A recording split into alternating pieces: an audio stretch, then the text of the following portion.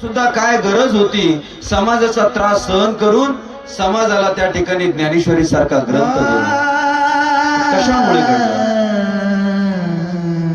हे कशा करता ज्ञानोबरांनी केलं? कारण समाजाचं कल्याण झालं पाहिजे या करता ज्ञानोबराय जीवन जगले. ते तर भगवत स्वरूप आहेच आहे, पण समाजाने सुद्धा भगवत स्वरूप व्हावं, नित्य आनंदामध्ये तल्लीन व्हावं म्हणून त्या ठिकाणी त्यांनी ज्ञानेश्वरी सारखा ग्रंथ आपल्याला दिला. फार कमी जगले.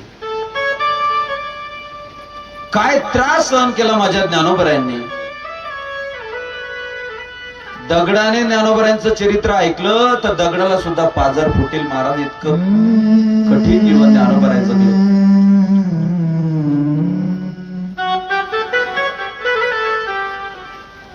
ज्ञानोबरायांना समाजाने स्वीकारावं म्हणून ज्ञानोबरायांच्या आई वडिलांनी त्या ठिकाणी देहांत प्रायश्चित्त घेतलं.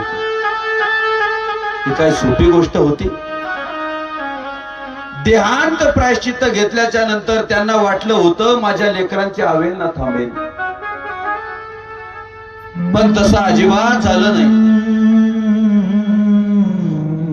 शुद्धीपत्र आणण्याकरता पैठणला गेले. पैठणला गेल्याच्या नंतर सुद्धा त्या ठिकाणी समाज स्वीकारत नाही. आई वडिलांनी देहांत प्रायश्चित्त घेतलं.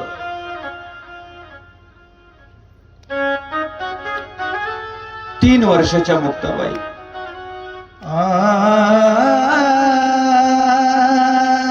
6 वर्षाचे सोपान काका, 8 वर्षाचे निवृत्तीनाथ महाराज,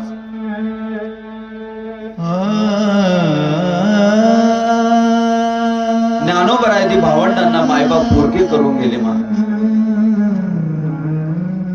ज्ञानोबरायांचं चरित्र ऐकायला सोपं वाटतं, पण ज्ञानोबराय जीवन जगत असताना कसे जगले असते याचा विचार सुद्धा आपण करू शकत नाही. समाजाने स्वीकारावं म्हणून देहांत प्रायश्चित्त घेणे काही सोपी गोष्ट आहे?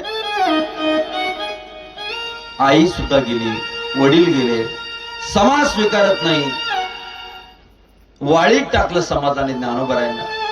सिद्ध बेटामध्ये ज्ञानोबरायांनी त्या ठिकाणी कुटिया उभारली. त्या कुटीमध्ये ज्ञानोबराय राहतात. आळंदीमध्ये जर आले तर ज्ञानोबरायांची सावली पडली म्हणून लोकांनी आंघोळी केल्या. त्या काळामध्ये स्पर्श झाला तर लोकांनी दगड मारावे. इंद्रायणीमध्ये स्नान केलं तर लोकांनी त्या ठिकाणी इंद्रायणी बाटली म्हणून ज्ञानोबरायांना हिनवावं. एखाद्या घरी भिक्षा मागायला जावं तर भिक्षा पात्रामध्ये त्या ठिकाणी लोकांनी चिखल टाकावा, दगड टाकावे. काय अंतःकरण म्हणत असेल माझ्या माऊलींचं. आज त्यांच्या नावावर आमच्यासारखे हजारो लोक त्या ठिकाणी पोट भरतात, पण त्या काळामध्ये त्या ज्ञानोबरायांच्या जोळीमध्ये चिखल लोकांनी टाकला. हे कसं विसरता येईल?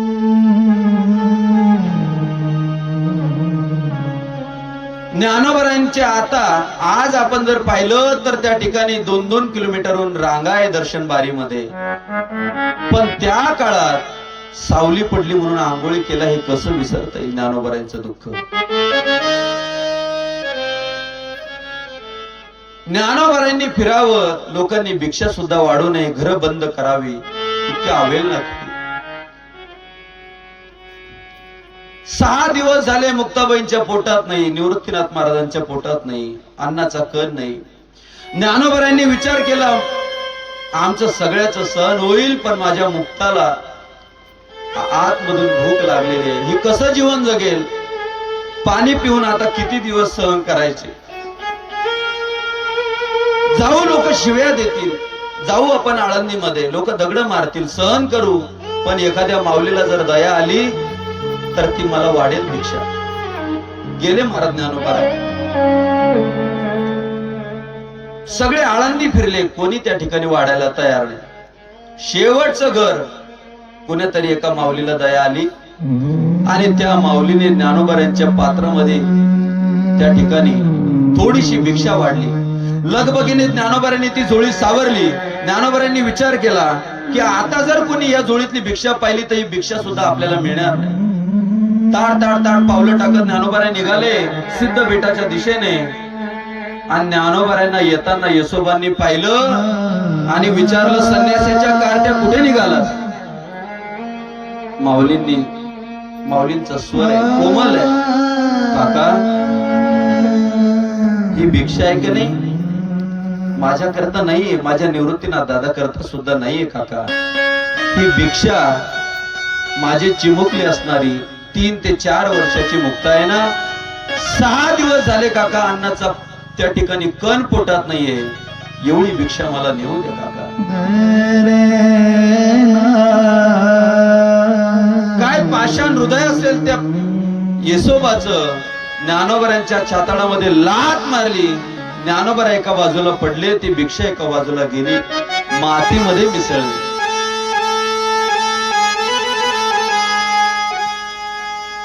ज्ञानोबराय मनोमन विचार करतायत, जगायचं कुणा करताय आपल्याला. भिक्षा पात्र उचललं. फार विचार करून फार अपेक्षेने आळंदीत गेलो होतो, पण नैराश्य वटीमध्ये पडलं, नैराश्य पदरात पडलं. काही उपयोग झाला नाही. ज्ञानोबारांनी भिक्षा पात्र उचलले. ताड ताड पावलं टाकत ज्ञानोबाराय सिद्ध बेटात येतात. ताटी बंद केले. ज्ञानोबाराय आतमध्ये जाऊन उद्विग्न अंतःकरणाने ध्यान डोळे लावून बसलेले. कुटीच्या बाजूला मुक्ताबाई खेळत होत्या. पाहिलं, अगं बाई, ज्ञान दादा आला वाटतं.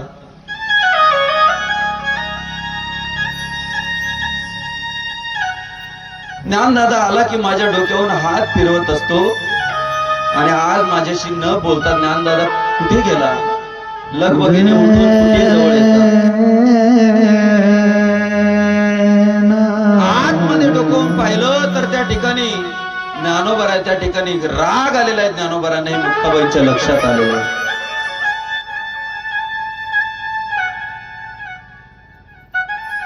आणि मुक्ताबाई 4 वर्षाची मुक्ताबाई ज्ञानोबरांना उपदेश करते.